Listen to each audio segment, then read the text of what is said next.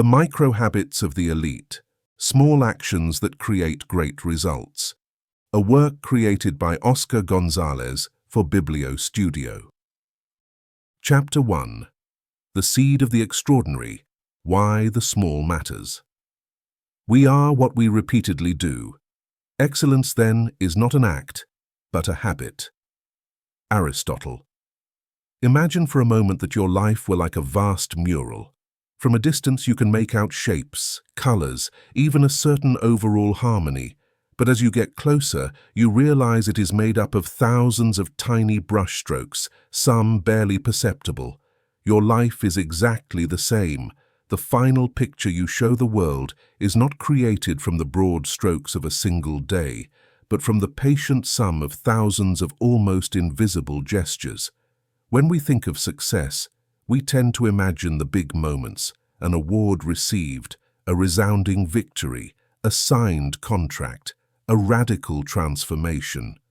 However, the extraordinary is rarely born in the extraordinary. The extraordinary is cultivated in the everyday.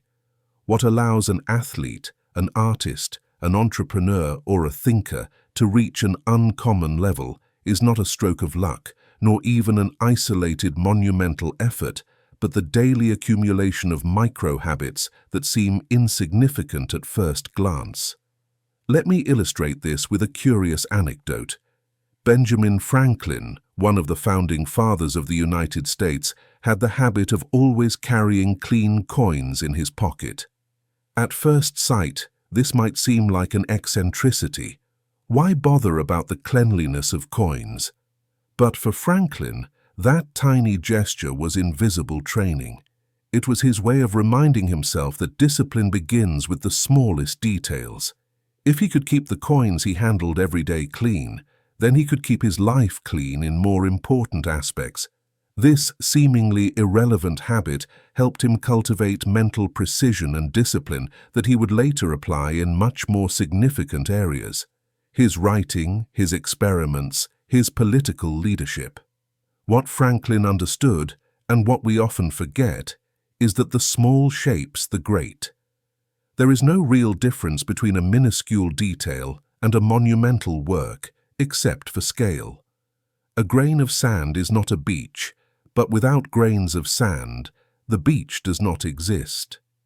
Now then, you might ask yourself, do those tiny gestures really hold that much power? To answer, let me take you inside your own body. Did you know that your heart beats about 100,000 times a day? Each beat is, in essence, a biological microhabitat. None of those beats on its own sustains your life, but their continuous, constant, unbroken sum does. Life is maintained not by one epic, glorious, or colossal heartbeat, but by the modest repetition of a natural habit. If your very body is sustained by the reiteration of the small, why should your mental, professional, or emotional life be any different? The problem is that our mind is designed to underestimate the tiny and overvalue the immediate. We look for quick results, magic solutions, radical changes. We want to lose 20 pounds in a month, learn a language in 15 days, double our income in a quarter. And when we don't achieve it, we get frustrated. But the paradox is that those oversized goals, pursued without a base, end up pulling us away from true progress, because in reality, the only sustainable way to achieve the extraordinary is to begin with the ordinary, the minuscule, the almost ridiculous. Think about it. No one starts by running a marathon, but anyone can take a step.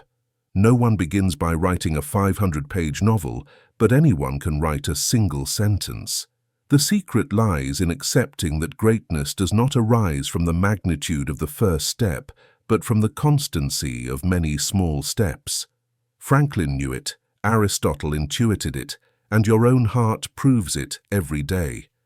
The question is, do you know it? Are you aware that what you do almost automatically, those actions you repeat over and over, are what ultimately define who you are? Here lies the uncomfortable truth. Your identity is not made of your intentions, but of your repetitions. You may have the best aspirations, to be healthy, disciplined, creative. But if your daily micro-habits don't point in that direction, your aspiration will remain nothing more than an illusion. Let me put it another way. Do you want to know what your life will look like in 5 years? Don't look at your dreams, look at your routines. Don't look at what you say you're going to do. Look at what you do without thinking too much. What do you repeat when no one is watching? There lies the seed of your future. The beauty of this truth is that it frees you from the myth of impossible change. You don't need to transform your entire life at once. You just need to plant a seed. One minimal, consistent action that, through repetition, becomes part of you. Just as a spark can ignite a fire, a microhabitat can spark a transformation. Of course, at first these gestures seem insignificant. Cleaning a few coins, writing a single sentence, walking for 5 minutes, drinking a glass of water upon waking. But over time, these actions act like ripples that expand outward. They change not only what you do, but also what you believe about yourself. If you manage to maintain a microhabit, your mind begins to tell itself, I am a disciplined person. I am someone who follows through, and that identity, reinforced day after day, is what ultimately opens the door to greater achievements.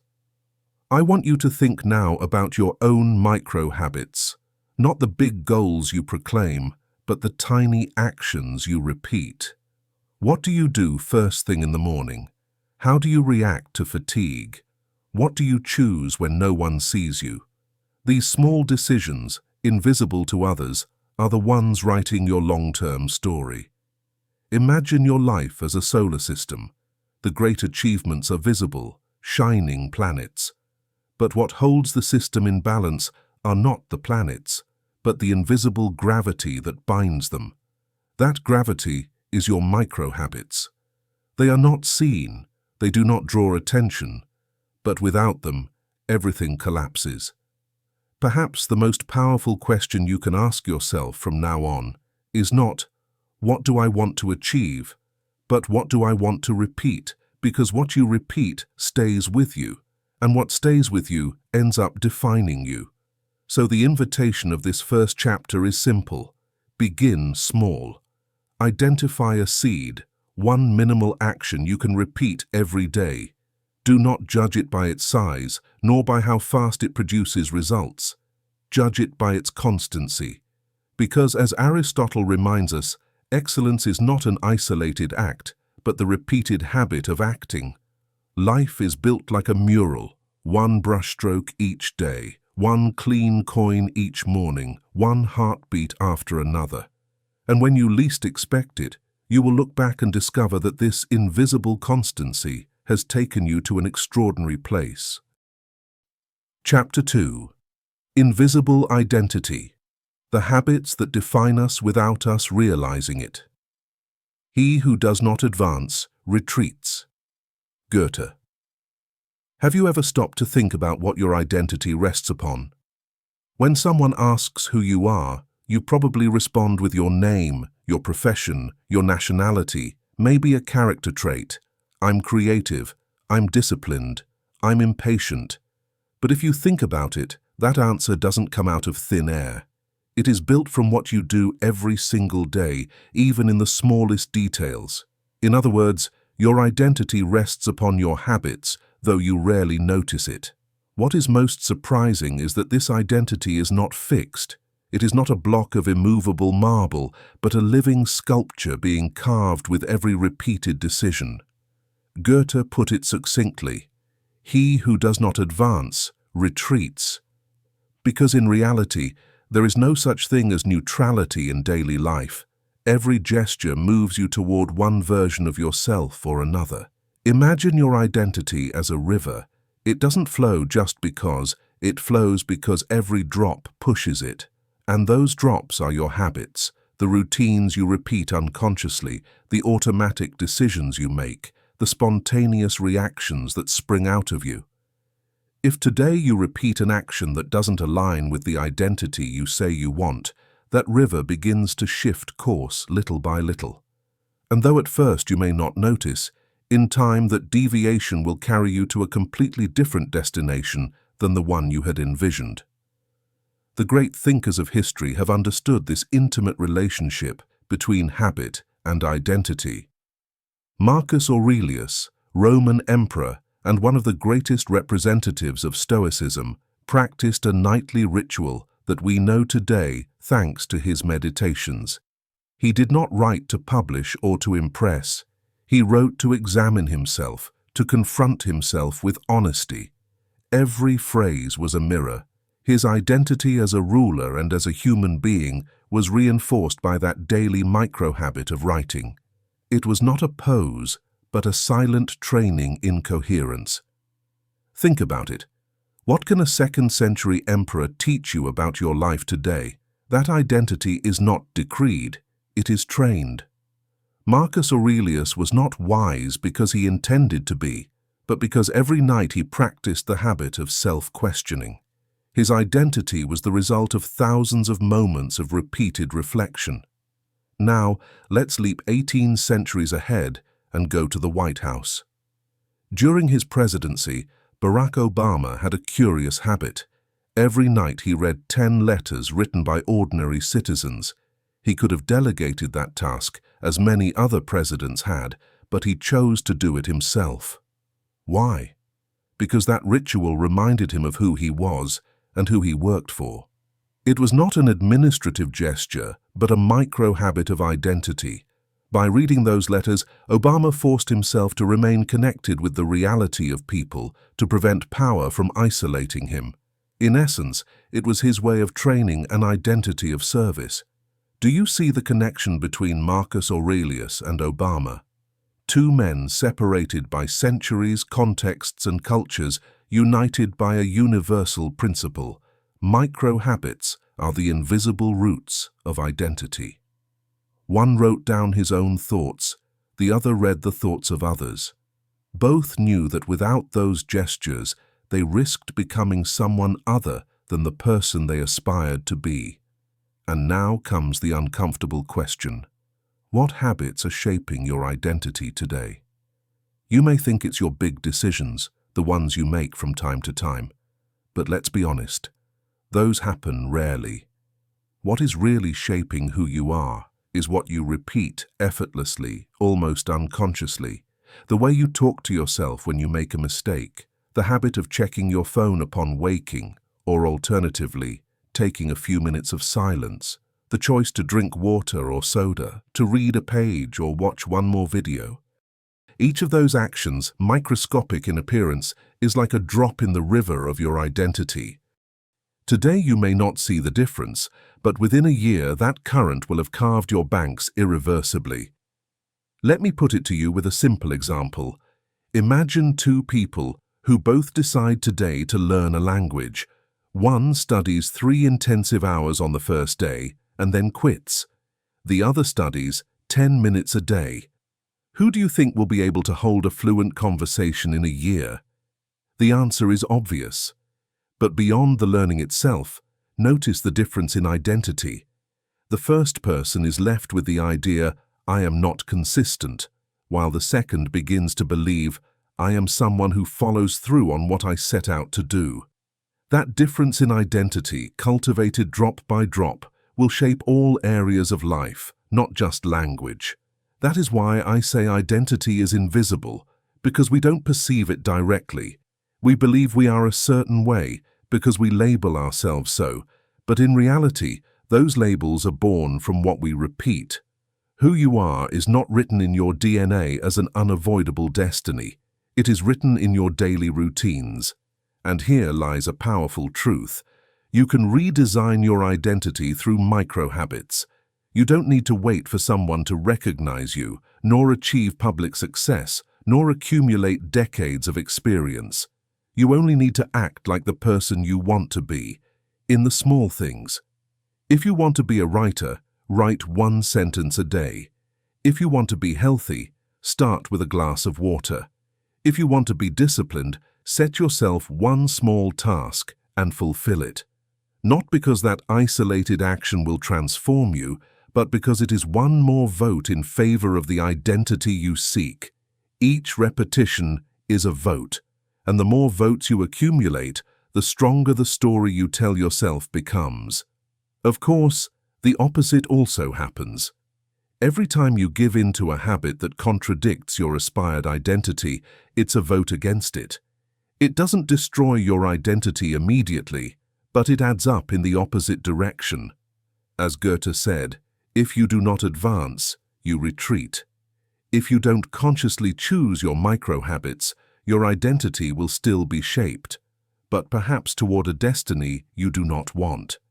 You might think, but they're only details. And yes, they are. But remember what we said in the previous chapter. The small shapes the great.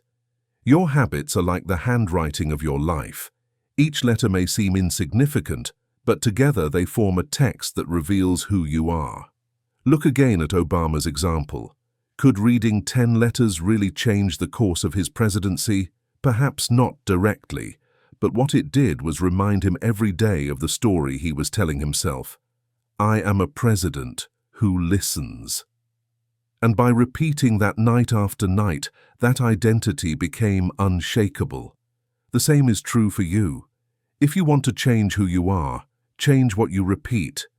Start observing your microhabits as mirrors of identity. Ask yourself, does this action reinforce the person I want to be, or does it contradict it?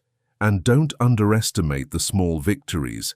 Each time you choose well, you are sculpting your invisible statue. Thus, the great lesson of this chapter is simple yet profound. Your identity is not a fixed point on the map.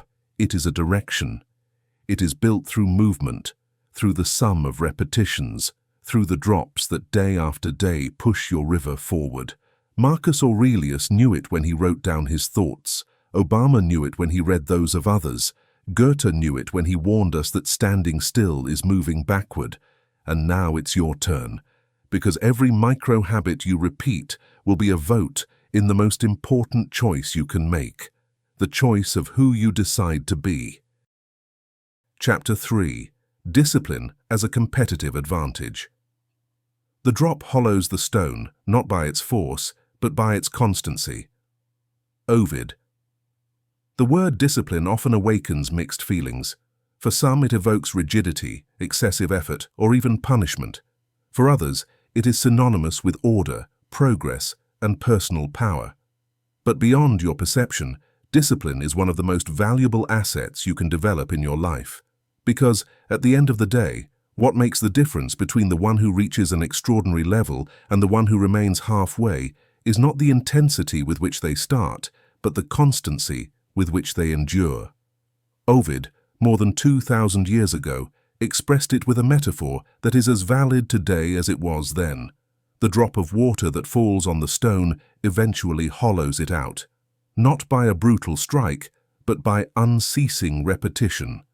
That is the secret of discipline. It does not reside in a heroic act, but in the accumulation of small, sustained acts. Discipline is not an event, it is a process. And the most fascinating thing about this process is that, far from limiting you, it gives you freedom. Yes, as paradoxical as it may sound, discipline liberates. Because when you train the ability to do what you must, even when you don't feel like it, you are no longer dependent on your moods or fleeting whims. You become the master of yourself. A good example of how discipline can embody a competitive advantage can be found in a writer who shaped 20th century literature, Ernest Hemingway. Famous for his direct, concise style, Hemingway had a peculiar habit. He always wrote standing up. For many, this would be an absurd discomfort, but for him, it became a ritual of discipline. He believed that writing standing up kept his body alert, his mind focused, and his energy flowing. It wasn't that standing magically made him write better. What was truly at stake was mental training. Hemingway imposed upon himself a small but constant discomfort, as a reminder that creation demanded effort and commitment. Each page he wrote was not only progress in his novels, it was also an exercise in self-control. And within that self-control lay his advantage as an author. While others gave in to disorder or laziness, Hemingway cultivated a discipline that carried him day after day. Now let's bring this same idea into the world of sports. One of the greatest modern examples of radical discipline is Kobe Bryant, basketball legend. Kobe had a habit that his teammates and rivals never forgot. He would get up at 4 a.m. to train. Why? Because he understood that if he trained more hours than the others, he would gain a cumulative advantage that would eventually become insurmountable. Think about it. If an average player trained twice a day, Kobe trained 3 times. That extra daily session, multiplied over weeks, months, and years, took him to a level of excellence that was not solely the product of talent, but of obsessive discipline. While his rivals slept, he was shooting free throws. While others rested, he was repeating movements. Discipline became his secret weapon. And here is something crucial. Kobe didn't do it because he always felt like it. Nobody feels like waking up at 4 a.m. every day. He did it because he had understood that discipline is not negotiable with mood. If you wait for motivation, you will lose more battles than you win. But if you cultivate discipline, you become someone who acts beyond what you feel in a given moment. Discipline means that your word carries weight, even when you give it to yourself. It means you can trust yourself because you know you will follow through. And that trust in your ability to act is an enormous advantage over those who let themselves be dragged by inertia. Now you might think, but I'm not a famous writer or an elite athlete. What does discipline have to do with me? The answer is everything. Because in any area of life, discipline multiplies your results. Do you want to improve your health? You don't need a miracle diet. You need the discipline to sustain simple habits consistently. Do you want to advance in your career? Beyond flashes of talent, what will make you stand out is the discipline to learn, to stay organized, to deliver. Do you want healthier relationships? You will achieve them through the discipline of listening, of being consistent, of caring about the details. Discipline is the silent advantage that cannot be seen in the short term, but over time becomes impossible to ignore. Think of a violinist who practices 20 minutes more each day than their peers. At first the difference is imperceptible, but after a year they play with more fluency. After 10 years, the gap is immense. That is the same principle of Ovid's drop, of Hemingway standing up, of Kobe at 4 a.m. They all understood that strength is nothing without constancy, that the extraordinary emerges when you turn the ordinary into habit. But let me warn you of something. Discipline is not perfect nor linear. There will be days when you fail, when you don't do what you set out to do. And that's okay. What matters is not never falling, but getting back up and maintaining direction. Discipline is measured in the ability to return to the path again and again, even after straying. In fact, what distinguishes disciplined people is not that they never stumble, but that they never let a stumble define them. One bad day does not cancel out a month of effort, just as one missing drop does not stop the stone from being worn away. What you must be clear about is that discipline doesn't arrive all at once. It is built like a muscle. The more you exercise it, the stronger it becomes. Each time you keep a commitment to yourself, even a small one, you strengthen your discipline. And the more disciplined you are in the small, the more prepared you are for the great. So the next time you think of discipline, don't see it as a prison, but as a key that opens doors that would otherwise remain closed, a key that sets you apart from the majority, because most give up too soon, a key that gives you an edge, because discipline not only brings you closer to your goals, it makes you someone capable of achieving them again and again. Hemingway standing, Kobe at dawn, Ovid's drop falling without rest. They all teach us the same thing. Discipline is not glamorous, but it is invincible. It is not about great feats, but about the patience to endure. The question is, what stone do you want to hollow out in your life? Because the water will always fall. The real question is where you decide to direct it. Chapter 4. The Power of Radical Simplicity. We live in a world that idolizes complexity. We are told that in order to stand out, we must do it all, learn multiple skills, take on hundreds of tasks, saturate our schedules with projects and aspirations. Yet, in the midst of this obsession with accumulation, we forget an essential truth. The extraordinary does not arise from complexity, but from radical simplicity. Simplicity is not superficiality.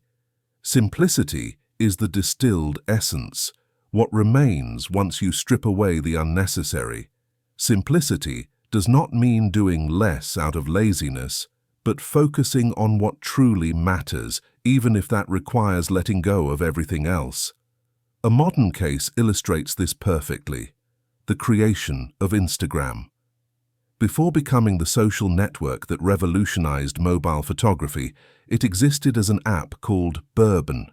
It was an ambitious project, loaded with features: geolocation, check-ins, activity lists, comments, games, and, among many other things, the option to upload photos.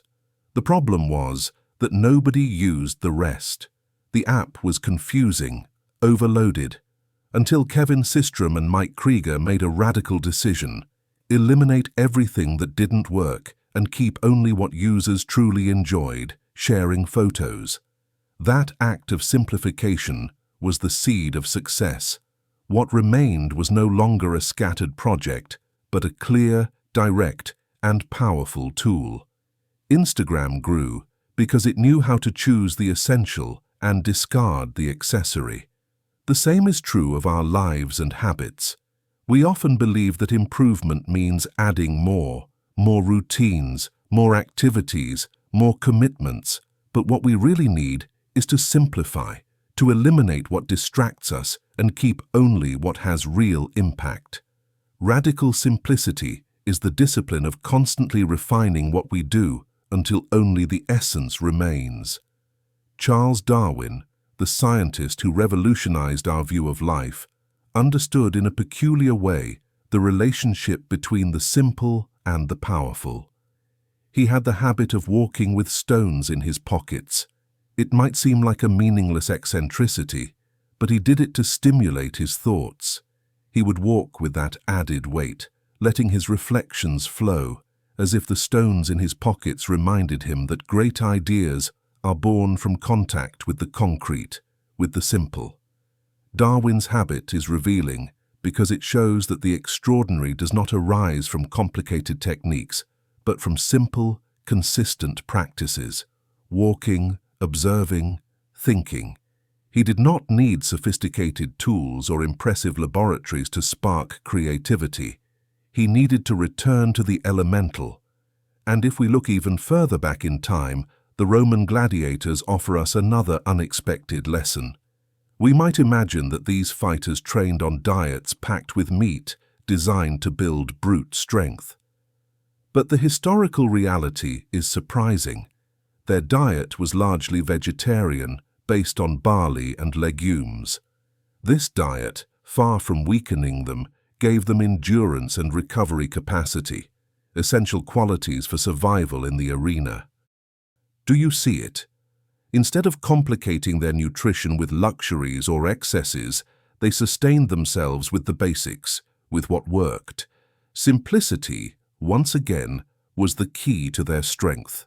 Now let's return to you. How does this translate into your life? Very simply, your progress depends less on how much you add and more on how much you remove. Each time you simplify, you free up energy, attention, and time to focus on the essential. Each time you choose the minimum indispensable, you make room for the extraordinary to flourish. Think about your current habits. Perhaps you're trying to read 5 books at once, practice 3 different sports, or learn multiple skills in parallel. But the question is not how much you are doing, but which of those things is truly essential to your identity and your goals. Perhaps, like Instagram's creators, what you need is not to add more features to your life, but to erase the superfluous until only the essence remains.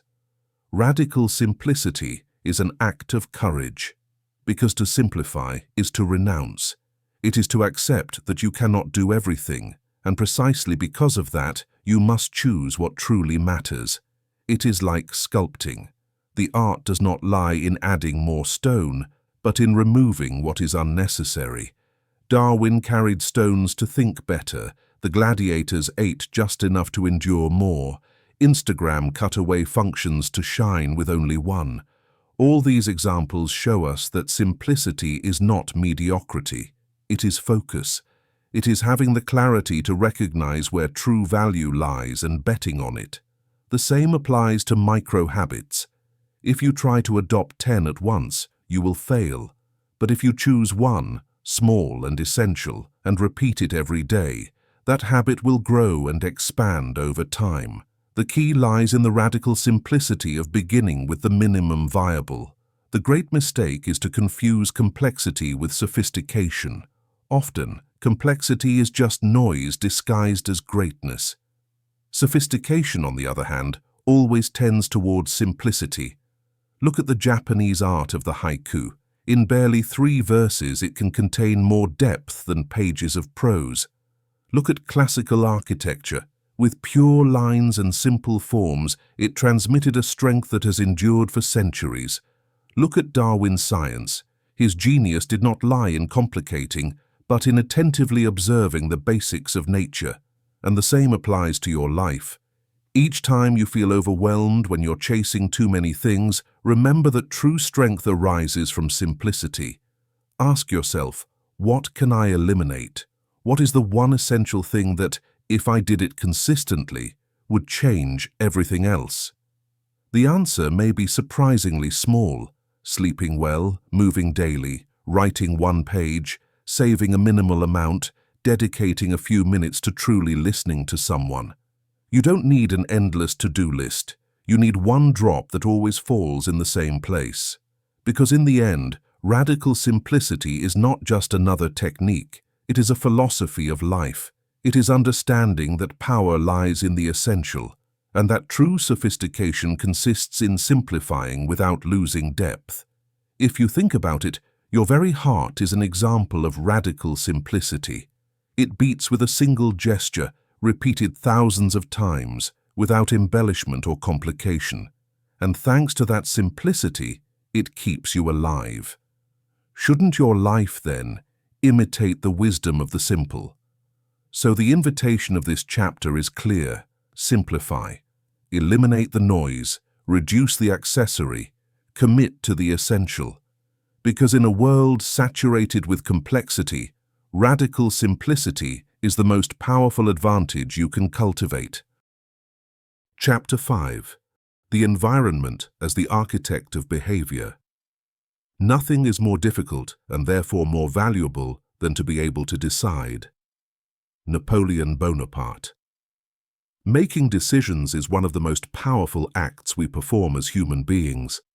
Yet we rarely understand how much our environment influences those decisions. We believe we choose freely, that everything depends on our willpower, but the truth is that the stage in which we move largely conditions what we do. The environment, like an invisible architect, shapes our behavior far more than we imagine. Think of something as simple as food. If you keep fruit visible in your kitchen and hide cookies in a drawer, you are more likely to choose the fruit, not because you're stronger or more virtuous, but because your environment makes it easier. Similarly, if your desk is full of distractions, it will be hard to concentrate no matter how strong your intentions are. The power to decide, which Napoleon spoke of, depends not only on your mind, but also on the framework in which that mind operates. History is full of examples where a simple change in the environment transformed the way people lived and behaved.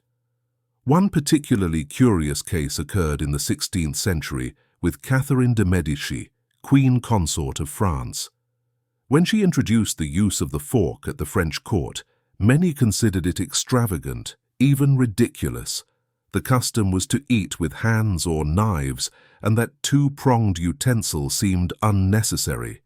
Yet over time, the introduction of the fork not only changed table etiquette, but also transformed hygiene, refinement, and social interaction habits. Such a simple object redesigned the environment of eating, and with it, shaped the behavior of millions. What began as an eccentric gesture became a cultural standard. The lesson is clear. When the environment changes, habits change with it. Now let's move to the modern world, where the decisions we make each day are equally influenced by how we design our days. Jeff Bezos, founder of Amazon, is known for a very simple but revealing practice. He avoids scheduling meetings before 10 in the morning. Why? He believes those first hours of the day are the most valuable for reflection, planning, and high-quality decision-making. Bezos understands that his mind is clearer and more focused at that time, and wasting it on routine meetings would be a mistake. By designing his schedule this way, he is shaping his temporal environment to protect what is most valuable, his ability to make good decisions. And it's not just about efficiency, it's about creating a framework that supports his identity as a strategic leader. This modern example connects with Catherine de' Medici's story and Napoleon's warning. Deciding well is difficult and valuable, but we can make it easier by building an environment that supports it. Now think of yourself. How many of your decisions actually depend on your environment? More than you imagine. If you want to read more, are your books within reach or hidden on high shelves? If you want to eat healthier, what's at the front of your fridge? If you want to concentrate better, how is your workspace arranged? Each of these details acts as an invisible architect that tips the balance toward one behavior or another. The most common mistake is relying solely on willpower. We think it's enough to intend, to be stronger than our temptations. But the reality is that willpower is a limited resource. The more you depend on it, the easier it is to get tired and give in. On the other hand, if your environment is designed to help you, you don't need as much resistance. The right path becomes the easiest one to follow. Let's return to the example of the Roman gladiators we saw earlier. Their diet was no accident. It was a nutritional environment designed to give them endurance. Similarly, Catherine de' Medici transformed a social habit by introducing a utensil. Bezos protects his mental clarity with a deliberately structured schedule. All of them understood that environment matters just as much as intention. The key question is, how can you become the architect of your own environment? The answer lies in observing which behaviors you want to reinforce and which you want to weaken. If you want to look at your phone less, put it in another room while you work. If you want to drink more water, keep a bottle always visible on your desk. If you want to exercise in the morning, lay out your workout clothes the night before. These are minimal adjustments but tremendously effective because they make the desired path easier than the undesired one. What's fascinating is that by modifying your environment, you don't just change your behavior, you change your identity. When you surround yourself with books, you begin to feel like a reader. When you organize your space, you see yourself as someone disciplined. When you protect your reflection time like Bezos, you confirm yourself as someone strategic. The environment doesn't just make action easier, it reinforces the story you tell yourself about who you are. This may explain why so many people trying to change fail again and again. It's not because they lack motivation, but because they keep living in an environment that conspires against them. They want to quit smoking but keep ashtrays at home. They want to be more productive but leave notifications on all day. They want to eat healthier but fill their pantry with processed foods. The environment shouts louder than intention. The good news is that you can take control of that environment. You can redesign it, even little by little. You don't need to transform your entire life in a single day. It's enough to move small pieces that make the direction you want easier to follow. Remember, Napoleon said that deciding is the most difficult and valuable act. Well, redesigning your environment is like building a highway for your right decisions. It doesn't eliminate the difficulty, but it reduces the friction. It makes moving forward feel more natural than falling back. So the next time you want to change a habit, don't start by asking how much willpower you have, but how you can modify your environment so the right decision becomes the easiest one to make. Ask yourself, what would Catherine de' Medici do if she wanted to change this habit? She would probably introduce a new fork into your life, an object, an adjustment, a tool that changes the way you interact with the world. What would Bezos do? He would likely reorganize your time to protect what is most valuable. Never underestimate the power of the environment, because even if you don't see it, it's influencing every decision you make. And if you don't design it, someone else will. The entertainment industry, advertising, external demands. Become the architect of your life, because as Napoleon said, deciding well is difficult and valuable, and there is no better way to decide well than to build a setting where your natural choices are the ones that bring you closer to your best self. Chapter 6. Resilience and Microhabits in Times of Crisis. The secret of success in a man's life is to be ready for his opportunity when it comes. Benjamin Disraeli. Resilience is a word we often hear today, but we don't always understand its true dimension.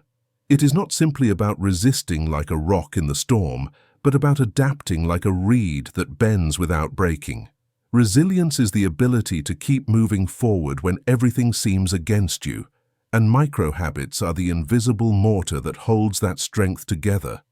In times of crisis, we tend to think we need heroic acts to survive, but the truth is that what really keeps us standing are the small routines, the simple gestures that, when repeated, create a psychological refuge. The great moments of history prove it again and again. It's not the explosions of energy that save us, but the silent constancy. A fascinating example can be found in Marie Curie, the first person ever to win 2 Nobel Prizes in different disciplines. Her life was anything but easy. She faced discrimination as a woman, financial hardship, and the unknown dangers of working with radioactive materials. Yet she developed a habit that allowed her to move forward even amid uncertainty, the obsession with recording every detail of her experiments. She kept a notebook where she meticulously wrote down results, observations, and reflections. She did it with such discipline that, more than a century later, those notebooks remain radioactive and must be handled with special gloves. That practice, which might seem like just a technical tool, was in fact a micro-habit of resilience. In the midst of adversity, it gave her a sense of control, of order, of clarity. Each note was a reminder that, although she could not control the chaos of the world, she could control the rigor of her own work. Something similar happened centuries earlier with Miguel de Cervantes. While serving a sentence in a prison in Seville, far from giving up, he used that hostile environment as a source of inspiration. He observed the prisoners, their routines, their miseries and hopes, and from that contact emerged much of the human richness that he later captured in Don Quixote. What for others was a place of defeat, for him became a laboratory of characters and behaviors. His resilience lay in transforming adversity into raw creative material. These historical examples show a clear pattern. Resilience does not arise from denying difficulty, but from working with it, from finding small habits that allow us to maintain direction even amid chaos. And this principle does not belong only to great figures of history. In more recent times, Angela Merkel, Chancellor of Germany for more than 15 years, maintained a ritual that surprised those who knew her closely. Every Sunday, she cooked a potato soup. It might seem irrelevant compared to the demands of governing one of the world's leading powers, but that habit had deep value. It gave her an anchor of stability, a simple and predictable routine in the midst of political turmoil. The soup was not just a dish, it was a micro-habit of resilience. a space of normality where she could reconnect with the essential, reminding herself that beyond matters of state, life is also sustained by simple, familiar, almost domestic gestures. If you think about it, we all need that potato soup in our lives, a micro-habit that restores balance when everything else seems to be shaking. It might be writing a few lines in a journal, going for a walk, making coffee with care, or reading a few pages before bed. It's not about the gesture itself, but about what it represents, a refuge of constancy in the face of uncertainty. This is where Disraeli's phrase comes into play. Success consists in being prepared to seize the opportunity when it comes, and preparation does not happen at the climax of crisis, but in the small habits we cultivate before and during it. Curie prepared by noting meticulously, Cervantes by observing intently, Merkel by cooking calmly. Each one, in their own way, was training their mind to endure and, above all, to adapt. Resilience, then, is not a talent reserved for a few, but a skill anyone can cultivate through micro-habits. And the most interesting thing is that these micro-habits not only help us survive, they also help us grow. Because, as the stories of Curie and Cervantes teach, crises don't just destroy, they can also be the fertile ground where the greatest ideas take root. Maybe in your life, you won't face prisons or radioactive experiments, but surely you've encountered your own storms, losses, failures, moments of uncertainty. In those situations, the temptation is to abandon everything, to wait for the storm to pass without moving a finger. But what truly makes the difference is maintaining, even if just one, a minimal routine that reminds you who you are and where you're headed. Think of something simple: getting up and making your bed, even when the day feels lost. It may sound trivial, but that gesture is a silent declaration of resilience. I can bring order to at least a small part of my world. And from that small order, you can begin to rebuild. Resilience is not measured by the absence of falls, but by the ability to rise again each time.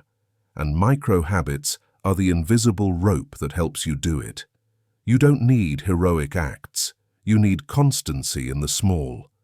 If Marie Curie had waited for the perfect laboratory, she would never have advanced. If Cervantes had waited for freedom to write, we wouldn't have Don Quixote. If Merkel had waited for crises to end before finding calm, she would not have governed with stability. The extraordinary is forged precisely in the ordinary, when adversity is at its peak. The great lesson of this chapter is clear. Never underestimate the power of a micro-habit in the midst of crisis. It may seem like a minimal gesture, writing a note, cooking a soup, making a bed, but in reality, it is an anchor that holds you steady. Resilience is not something that appears suddenly in the moment of need. It is something you build day after day through your small repetitions. So ask yourself, what will your potato soup be? What micro-habit can you cultivate to remind yourself in difficult times that you still have control over something? Because when you find that gesture and turn it into a ritual, you'll be training your resilience for the inevitable storms life will bring. Chapter 7. Emotion and Motivation, Hidden Engines of Change. Patience is bitter, but its fruit is sweet. Jean-Jacques Rousseau. If discipline is the skeleton of habits, emotion and motivation are the heart that drives them. Without emotion, discipline becomes an empty routine. Without motivation, repetition becomes punishment.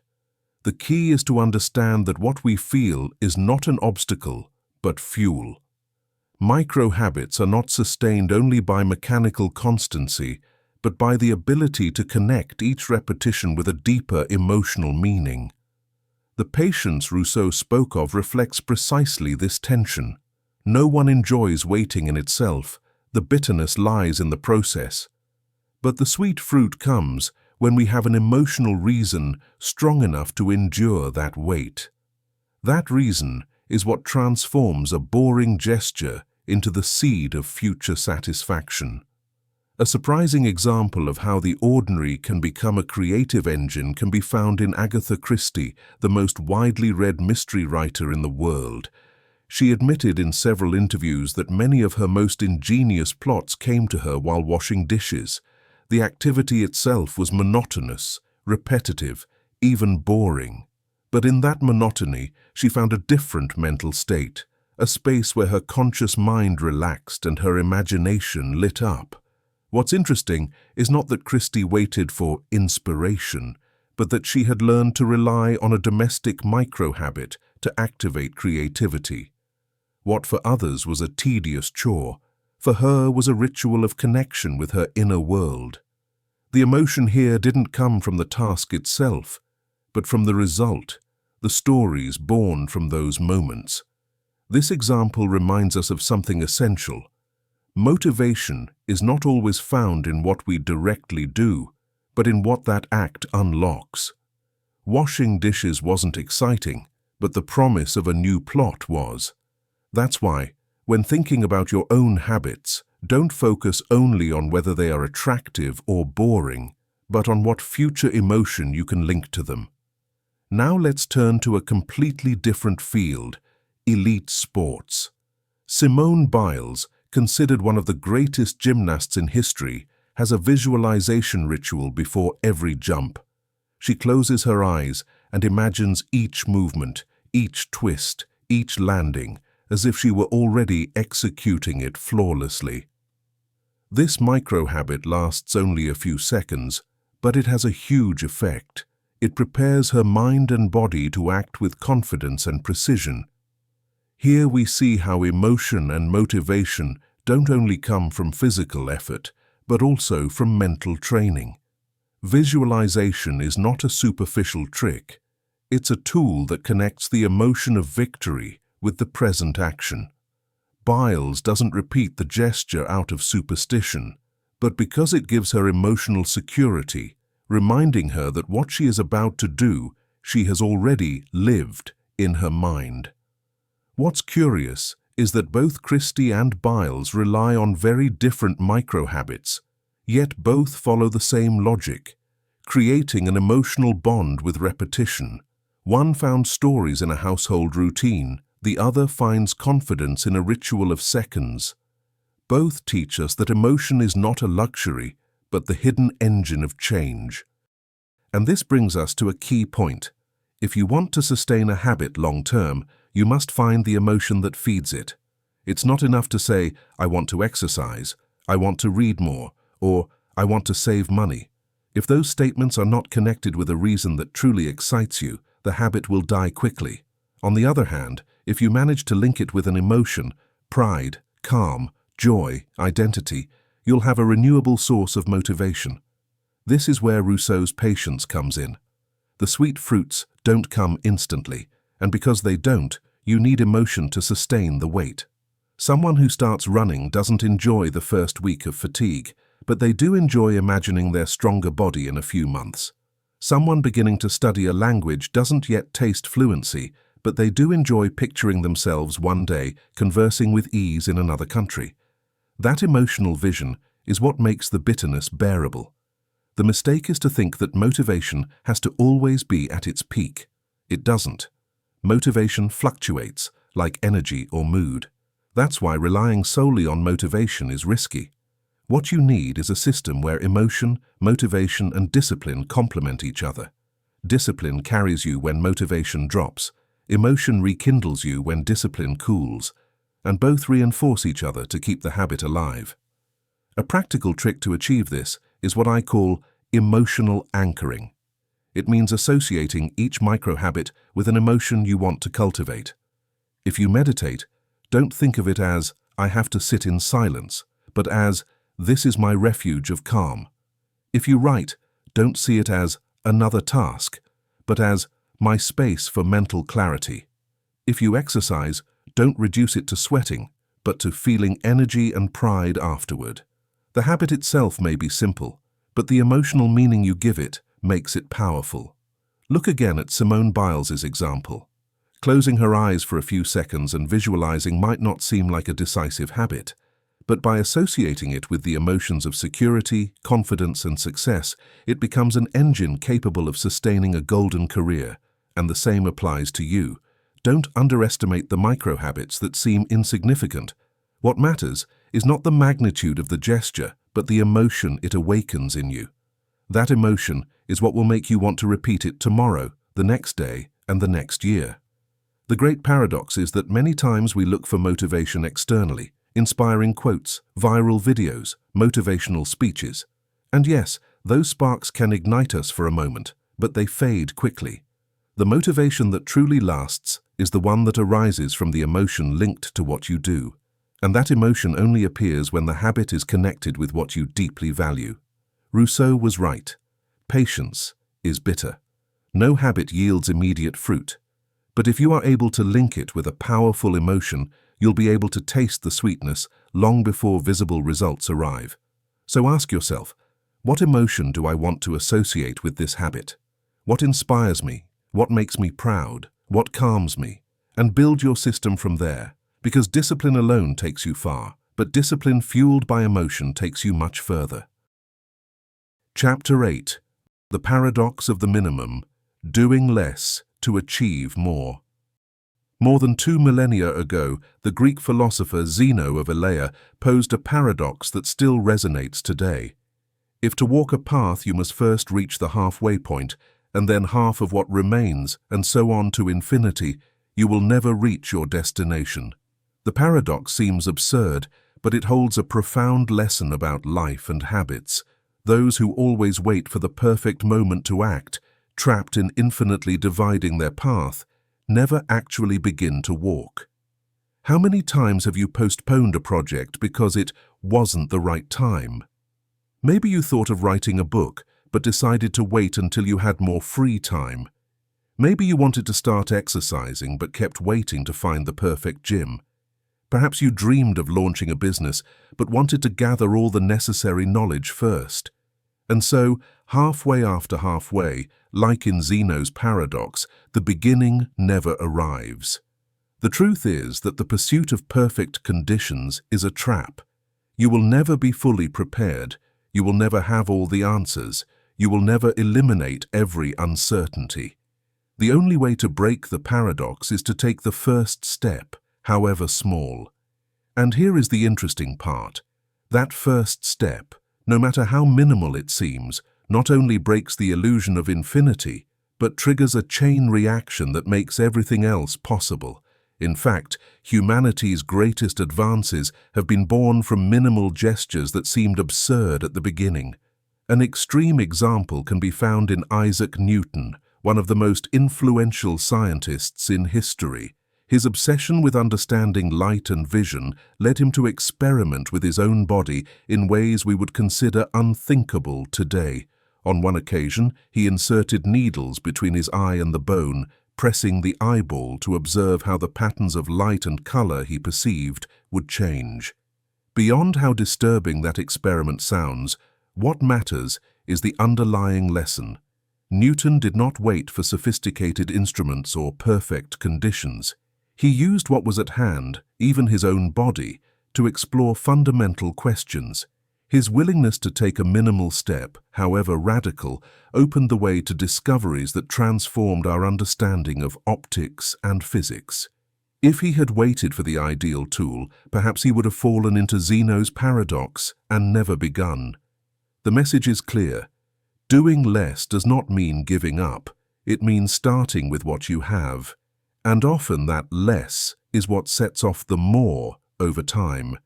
This principle is also reflected in modern examples that may seem far removed from philosophy or science. Did you know that elite chess players can burn up to 6,000 calories in a single day of competition? That figure is comparable to endurance athletes like Tour de France cyclists, and all this without lifting weights or running marathons, just sitting at a board. How is this possible? The answer lies in the intensity of concentration. The brain, sustaining extreme mental effort for hours, consumes enormous amounts of energy. It is the paradox of minimal physical effort with maximum expenditure. At first glance, chess seems like a sedentary game. In reality, it is a field where the energy cost is so brutal that players must design their diet and physical training to withstand the demands. This teaches us another facet of the paradox of the minimum. It is not always about doing more visible actions, but about investing in the invisible that multiplies results. Chess players don't win by moving more, but by thinking better. The minimal, a single move on the board, triggers maximum consequences, both in the game and in their physical toll. Here lies the key of this chapter. True progress does not come from piling up enormous efforts, but from identifying decisive minimums and cultivating them consistently. Instead of trying to do everything, choose what matters and start, even if it seems ridiculous or insufficient. But there is an obstacle. Our minds are trained to underestimate the small and overvalue the big. We believe only grand gestures are worthwhile, and so we avoid starting until we can do something significant. However, Zeno's paradox warns us that this path leads to paralysis. If you keep waiting for the perfect moment, you will never do anything. Look again at Newton. His experiments were minimal in appearance, yet they transformed science. Look at chess players. They seem to make trivial moves, but their impact rivals that of Olympic athletes. Look at your own habits. Making your bed, writing a sentence, drinking a glass of water. They all seem small, but in reality, they break the paradox. Each minimal action is a way of saying, "I've begun." What's fascinating is that when you start with the minimum, you enter a virtuous cycle. That small action generates a sense of achievement, which feeds motivation, which in turn drives repetition and expansion. Discipline does not appear out of nowhere. It arises from the positive reinforcement of those initial steps. The danger lies in thinking that doing less is useless. But what's useless is doing nothing, because even a minimal action changes your identity. When you read one page, you are already someone who reads. When you walk for 5 minutes, you are already someone who moves. When you save a single coin, you are already someone who saves. That transformation of identity doesn't happen at the end of the journey. It happens the instant you break paralysis and act. The paradox of the minimum, then, is not a contradiction. It is a strategy. It is understanding that by doing less but starting, you achieve more than those who wait forever. It is preferring the drop that carves the stone over the torrent that never arrives. It is recognizing that a small gesture can hold more power than a great intention never carried out. The next time you feel trapped in waiting, remember Zeno and his paradox. Picture the path splitting into infinite halves and ask yourself, what minimum step can I take right now to break this cycle? You don't need to cover the whole journey today. You only need to move enough to prove to yourself that you've begun. Newton's story, strange as it may be, teaches us to use what we have. The lesson of chess players reminds us that the invisible can be just as powerful as the visible. And Zeno's paradox warns us that if you wait too long, you'll remain at the starting point forever. Do less, but do it today, because within the paradox of the minimum lies the strength of the maximum. Chapter 9. Consistency and Accumulation, the Mathematics of Habits. The man who moves mountains begins by carrying away small stones. Confucius. Life does not transform through a single heroic gesture. It transforms through an endless sequence of seemingly small actions that, when added together, produce a monumental effect. Consistency and accumulation are the true mathematics of change. And what's interesting is that this math doesn't require complex formulas. It rests on a simple but unbreakable law: compound interest applied to behavior. Confucius understood this more than 2,000 years ago. Moving mountains is not an impossible act if you know how to begin. by removing one stone after another. The same goes for any personal transformation.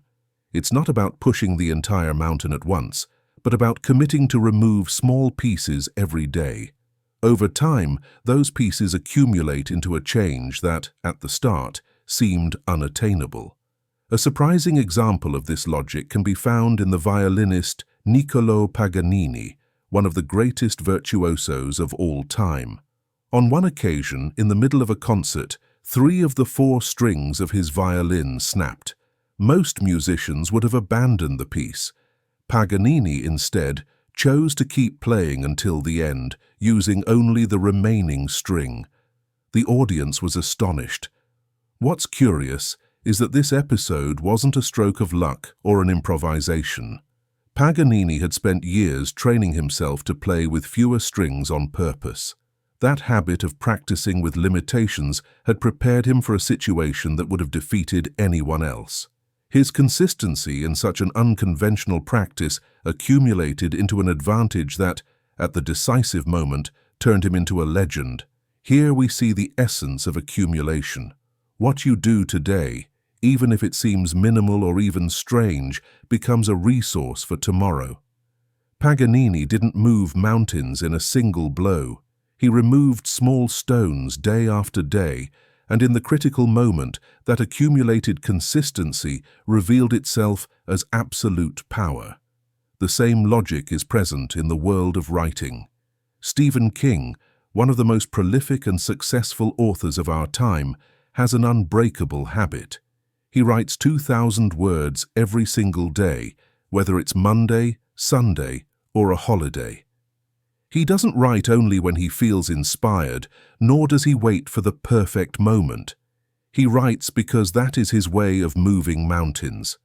If you do the math, 2,000 words a day adds up to more than 700,000 words a year. That's about 10 novels. Not all of them will be masterpieces, but accumulation ensures a constant output that multiplies the chances of success. And most importantly, King does not define himself as a solitary genius waiting for the muse, but as a worker of consistency. His identity is forged in the habit of writing no matter what. What Paganini and King share is an understanding of the mathematics of habits. The strength does not lie in what you do one day, but in what you repeat every day. A single practice changes nothing. 1,000 practices accumulated change everything. Now, what makes consistency special is its invisibility in the short term. When you start a habit, the initial results are usually imperceptible. The first day you save a small amount, your bank account hardly changes. The first day you run, your body looks the same. The first day you write a page, no one reads it. But over time, those small actions add up and generate an exponential effect. This is the same principle that governs compound interest in finance. Small amounts invested and reinvested over years produce wealth that seems disproportionate compared to the initial effort. Life works the same way. Microhabits are invisible deposits that, when accumulated, generate extraordinary dividends. The difficulty lies in enduring that initial invisibility. Most people give up because they don't see quick results. But this is where Confucius's quote gains its full force. The one who focuses on moving small stones doesn't expect to move the mountain in a day. He trusts in the power of accumulation. Patience, joined with consistency, is the formula that makes the impossible possible. Paganini didn't become a legend the day he played on one string, but in the hundreds of days before when he practiced under limitations. King didn't become successful because of one novel, but because of the thousands of pages he wrote when no one was reading. You won't change your life in an instant either, but you can transform it with the small repetitions that today seem insignificant. The question you must ask yourself is, what stones are you removing each day? What micro-habits are you accumulating that, in a few years, will move your personal mountain? Perhaps they are gestures as simple as reading 10 minutes, writing one paragraph, saving a coin, walking a few extra blocks. None of them, on their own, seem significant, but accumulated over years, they create an abyssal difference. What matters is not the magnitude of each gesture, but the direction and the consistency. Because everything you repeat accumulates, and everything that accumulates ends up defining you. If you repeat distractions, you'll accumulate frustration. If you repeat small progress, you'll accumulate achievements. If you repeat excuses, you'll accumulate regret. If you repeat discipline, you'll accumulate excellence. The mathematics of habits don't lie. What you sow every day is what you reap tomorrow. And the most powerful part is that you decide which accounts to feed, which stones to move, which mountain to transform. You don't need a perfect life to start. Paganini didn't have all his strings, and King didn't always have inspiration. What they had was consistency, and that was enough to write their story. So if you want to move toward your best self, don't think in terms of the monumental. Think in terms of the accumulative. Don't dream of moving the mountain in one blow. Begin by removing stones. Because in the end, when you look back, you'll realize that what seemed impossible wasn't a heroic act, but a collection of small gestures repeated with patience. And perhaps then you'll remember Confucius's words and recognize yourself in them, that the extraordinary begins with the small, and that your mountain moved because you never stopped removing stones. Chapter 10. Creativity and the Invisible Habits of the Elite. It is not enough to know, one must apply. It is not enough to want, one must do. Johann Wolfgang von Goethe. Creativity is one of the most admired, and at the same time, most misunderstood resources. We often imagine it as a magical spark, a divine flash that appears out of nowhere and transforms ideas into masterpieces. But great creators know that this romantic vision is incomplete. Creativity is not a spontaneous lightning bolt. It is the result of invisible habits, small rituals that feed ingenuity day after day. Goethe understood it perfectly. Knowledge without application is worthless. Intention without action fades away. Creativity, like any other skill, does not rest on what you know or desire, but on what you practice. It is discipline disguised as inspiration. A fascinating example can be found in Leonardo da Vinci, considered one of the most complete geniuses in history. Leonardo had the habit of writing his notes backward in what is known as mirror writing. They could only be read correctly when placed in front of a mirror. Beyond the apparent eccentricity, this practice served two powerful purposes. First, it guaranteed his privacy. His ideas could not easily be copied. Second, and more importantly, it acted as mental training. By forcing himself to think and write in an unnatural direction, Leonardo exercised his concentration and expanded his cognitive flexibility. That invisible habit, repeated hundreds of times, was not a useless trick, but a micro-training of creativity. It proved that innovation arises from the willingness to do things differently, even in the most ordinary aspects of life. Another example comes from the writer Charles Dickens, who developed a very peculiar habit to feed his imagination. He walked up to 30 kilometers a day through London. To many, this seemed like unnecessary extravagance. Yet Dickens understood that walking was not a waste of time, but a way to unlock his mind. On those walks, he observed the city, listened to conversations, noticed gestures and details that later became characters and scenes in his novels. The habit of walking was neither glamorous nor striking, but it gave him an inexhaustible quarry of ideas. Dickens's creativity didn't come from waiting for inspiration. It came from constant exposure to stimuli and from letting physical movement free his mental movement. In more recent times, the Japanese novelist Haruki Murakami embodies this same logic with a routine of radical discipline. For more than 30 years, he has woken up every day at 4 a.m. to write. It doesn't matter if it's Monday, Sunday, or a holiday, the repetition is unbreakable. Afterward, he runs or swims, and in the afternoon he dedicates time to reading and music.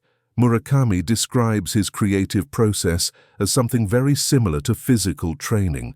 The more consistent you are, the deeper your creative endurance becomes.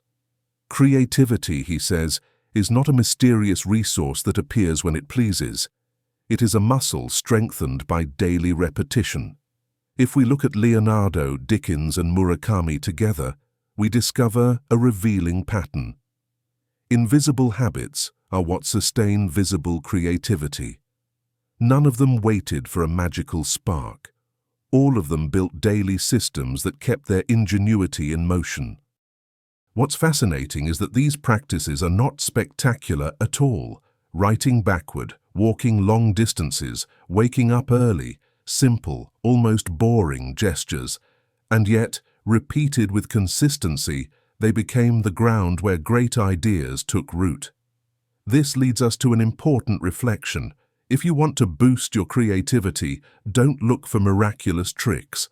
Start by designing micro-habits that feed your mind. It could be writing a page a day, observing your surroundings attentively, setting aside fixed time for distraction-free thinking, or practicing a hobby that forces you to see the world from a different perspective.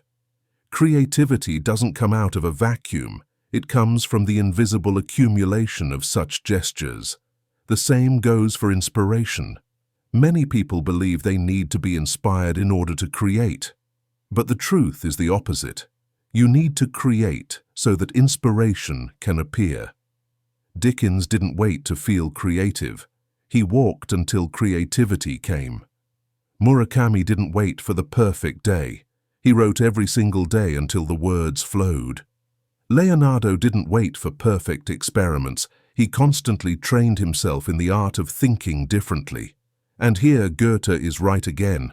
It is not enough to know that creativity is important, nor to wish to be more creative. You must act. You must design invisible habits that turn that intention into practice. The interesting thing about creative habits is that they not only generate ideas, but they also shape identity. When you write every day, you start to see yourself as a writer. When you observe the world closely, you begin to feel like an explorer. When you train your mind to think differently, you begin to recognize yourself as an innovator. That identity reinforces the habit, and the habit reinforces the identity in a virtuous cycle. Moreover, invisible creative habits have an accumulative effect that we don't always notice immediately. A walk may seem useless. A single page written may seem irrelevant. A strange exercise in mirror writing may seem like a game. But over time, all these actions add up into a mountain of ideas, projects, and achievements. The true paradox is that those who seem the most brilliant are not necessarily the most gifted by birth, but the most consistent in cultivating creative microhabits. Genius, in large part, is discipline in disguise. So the question is not whether you have creative talent, but which invisible habits you are willing to cultivate to multiply it. You don't need to start with grand projects. It's enough to choose one small gesture and repeat it. A personal journal, a daily walk, a fixed schedule for creative work. What matters is not the magnitude, but the consistency. Leonardo knew it when he wrote backward. Dickens knew it when he walked through London. Murakami knows it every morning at 4 a.m. They all remind us that creativity is not something you wait for. It's something you provoke, and the engine that provokes it is not chance, but the invisible micro-habits that feed the mind. Because in the end, creativity is not magic. It is consistency, quietly applied day after day, until suddenly, when you least expect it, that consistency turns into a work that looks miraculous. Chapter 11. Collective Habits, when the small transforms the great. Discipline is the most important part of success. Truman Capote. We often think of habits as something individual, intimate, private. We associate the ritual of waking up early, the routine of reading, the consistency of training, or the practice of writing with personal effort. And it is. But there is also a collective dimension of habits that is rarely mentioned, the way shared microhabits within a group end up shaping entire cultures, organizations, and even civilizations. Truman Capote was right to link discipline with success, but that discipline is not limited to what each individual does in solitude. When it replicates and spreads, it becomes a social fabric that transforms the great out of the small. A good example of this interaction between the personal and the collective can be found in Nikola Tesla, one of history's great inventors. Tesla had a simple yet unbreakable habit, walking about 5 miles every day. He did it not only for physical exercise, but because he was convinced that movement oxygenated his brain and kept him in an optimal state of creativity. What's interesting is that this personal habit also became an inspiring practice for those around him. Tesla didn't preach about the importance of caring for body and mind. He lived it by example. His walking routine was a silent way of transmitting discipline, and with it, a powerful message. Technological innovation does not come solely from genius, but also from consistency in the most basic habits. Now, the influence of collective habits is not limited to modern science. In ancient Egypt, for example, pyramid builders shared a curious practice. They deliberately left small imperfections in their constructions. This wasn't carelessness or lack of technical ability, it was symbolic. They believed absolute perfection belonged only to the gods, and that any human work must reflect humility before the divine. That collective imperfection was a cultural habit. It didn't depend on a single architect, but on a conviction shared by society as a whole, and that custom ended up shaping not only the aesthetics of their monuments, but also their worldview, a culture that, in the midst of greatness, accepted limitation as part of the human condition. What Tesla did with his body and what the Egyptians did with their pyramids may seem very different, but in both cases we're looking at habits that transcended the individual. One showed how personal care could inspire collective creativity.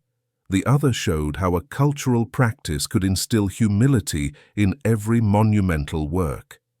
This is the power of collective habits. They are not mere private repetitions, but tacit agreements that, over time, define how we live together. A community that shares positive microhabits strengthens itself, while a community that normalizes destructive habits weakens. If you think about it, all societies rest on collective microhabits. Punctuality in Japan, for instance, is not a cultural whim, but a shared habit that keeps entire systems of transport and work functioning. The Mediterranean tradition of eating together as a family is not just a custom, but a collective habit that reinforces social cohesion. Even in your closest environment, collective habits determine much of your behavior, from how meetings are organized at work to how victories are celebrated in your sports team.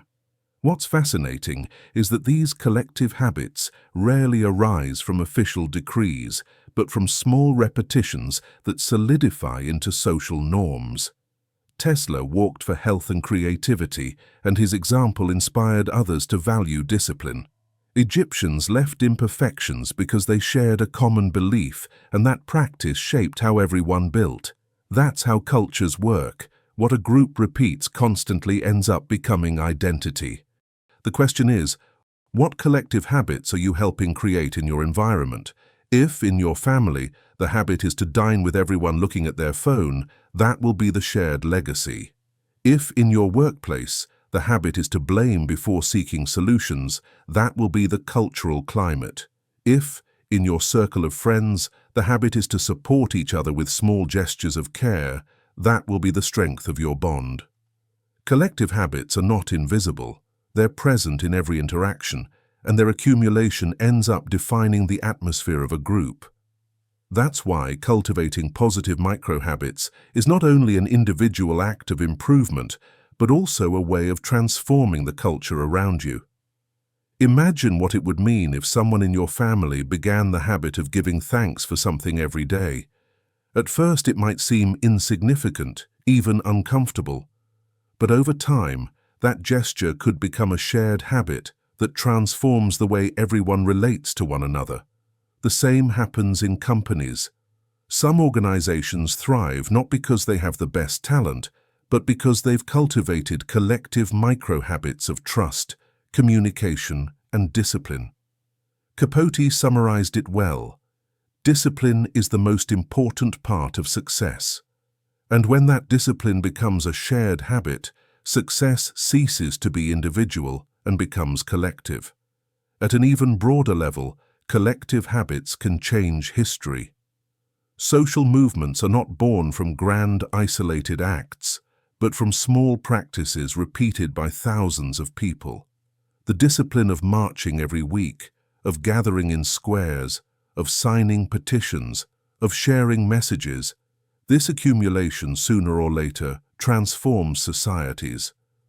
We may not be aware of it, but every time we repeat something with others, we are feeding a culture. And that culture, over time, feeds us back. Tesla benefited from his walking habit, but he also benefited those who learned from his example. The Egyptians benefited from building pyramids, but they also transmitted a vision of humility to entire generations. What you do, when repeated and shared, becomes what we all are. So the challenge is to become conscious. It is not enough to ask what habits you want to cultivate in your life. You must also ask what habits you want your group, your family, your team, or your community to share with you. Because true transformation happens when individual microhabits become collective forces. Capote's discipline, Tesla's daily walk, the Egyptians' humility, all remind us that the small does not remain small, that today's invisible habits can become tomorrow's visible culture, and that, when we understand this, we stop seeing our daily gestures as private matters and start seeing them as collective seeds of change. In the end, what transforms the great is not decrees or instant revolutions. It is collective microhabits, repeated silently, that end up writing history. Chapter 12. The Legacy of Microhabits, Transcending Beyond the Individual. Imagine for a moment the classic image of Sisyphus, condemned to eternally push a boulder uphill only to see it roll back down again. It is the metaphor of futile effort, of repetition without meaning. Now flip it around. Think of the paradox of an inverted Sisyphus.